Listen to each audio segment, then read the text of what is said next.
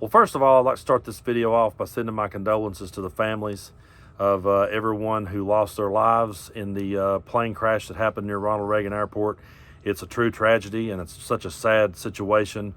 And in any other time in American history, we would look to a leader for leadership, someone to console us during these kind of times and try to bring people together. But we don't have that anymore, and we're not going to have that for a long time.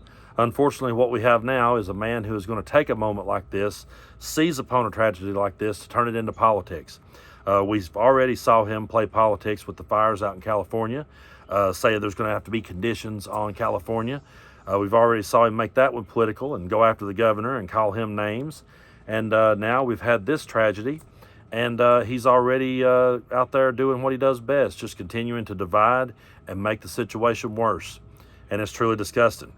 I'm not going to play the clips. Like I've said, I don't want to put you guys through that, because I know you listen and you watch the news and you see what's going on, and we don't have to sit and listen to his voice. We know what kind of man that he is. He's the type of man that will go out there and somehow find a way to blame this on Pete Buttigieg. That's one thing he's doing.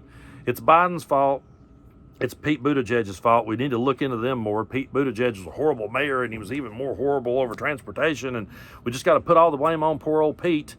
And then, of course, it's going to have to be blamed on DEI. Yeah, this is the guy that people voted for. They voted for this. There are people out there in this world who voted for this.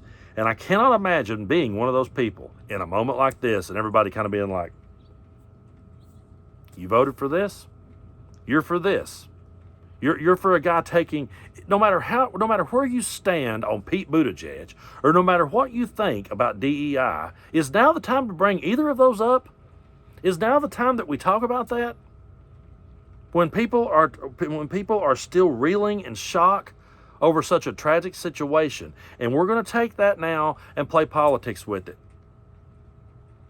And let him get up there and just continue to ramble on like a blithering idiot.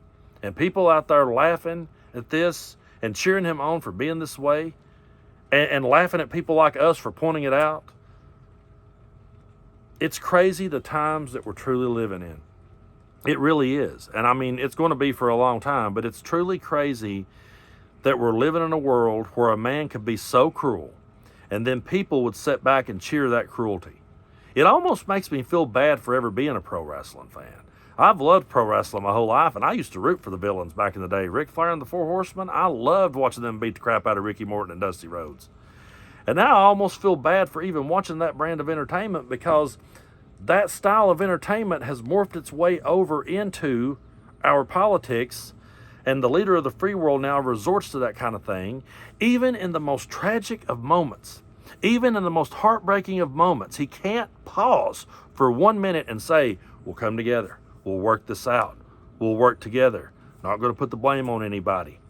Not going to accuse anybody of getting a job they didn't deserve. And the Trump administration is the absolute last people on the face of the planet that should ever bring up DEI. They should never talk about it, because there's not one of them, Trump included, none of them are qualified to do the job they're doing. We sat there and we watched Pete Hegseth get confirmed when he didn't know his ass from a hole in the ground. And we're sitting there listening to RFK Jr. just sit there and I never said that. And then comes, well, here you are saying it, pal. What qualifications does he have? What qualifications did any of them have? They didn't have any. You know what they had? They had loyalty to Trump. That's all he cared about. And that's all his people care about. Just be loyal to the leader. And when the leader goes out there and is an asshole during a tragic situation, let's just laugh at the libs that gets mad about it. Instead of saying, hey, wait a minute, now wasn't the time to play politics. Now wasn't the time to pass the blame. Now was the time to sit back and let people investigate what happened and then report on it in a factual manner. That's what most normal people would do. But again, we're not dealing with normal people. We're dealing with people who are so full of hate that they would pounce on a tragedy like this to show us just how racist they truly are. And I know somebody's sitting back here, he went calling us a racist. You're going to bring up DEI? I guarantee you, half of the people that have heard this story have only read the headline that the plane and the helicopter crashed into the Ronald Reagan Airport. And then they immediately shout, DEI. That was DEI. That's what that was. That's what Trump said it was. That's what it was, buddy. Okay. So you're saying the pilots wasn't qualified and the air traffic controllers wasn't qualified, so it's all their fault. And you're never going to look around and accept any responsibility for your own life. Never going to look around and make Trump or anybody in his cabinet accept any responsibility. You will sit and pin and hammer the crap out of anybody online that speaks slightly out of line, but sit back and swallow this stuff, hook, line, and sinker. And what's so crazy about this is that the times are so chaotic that when I first heard of this story, it didn't sink in at first. I heard it and I went, okay, yeah, I'll look into that. I'll check that out. And then somebody said, no, American Airlines and a helicopter collided. And I'm like, oh. And then it began to sink in. And then I was like, oh, wait a minute. Oh, shit. Because that's how much distraction is out there in this world. They have pumped so much distraction into our lives that a tragic event happens and we can't even wrap our mind around it. And one of our listeners and members here on the channel, shout out to Stella, is an American Airlines attendant. So I immediately checked on her to see, hey, are you okay? And apologized for not checking sooner because it took it a minute to sink in, because they're always playing politics with these kind of moments. And yes, it's raining on me. And no, I don't feel like starting this video over because I don't feel like saying this stuff over again. We're living in some of the most chaotic times. And we can't have a president. We can't have a leader that can step up just one time and be a leader. Just one time and set the politics aside. How anyone can, I could not be the guy at the get-togethers who, when these subjects come up, I'm the guy that voted for it. So I'm going to get in before I get drenched, because the last thing I need to do in these chaotic times is get sick. With Bobby Kennedy, those confirmation hearings happening, I sure don't need to get sick if he's going to be in charge.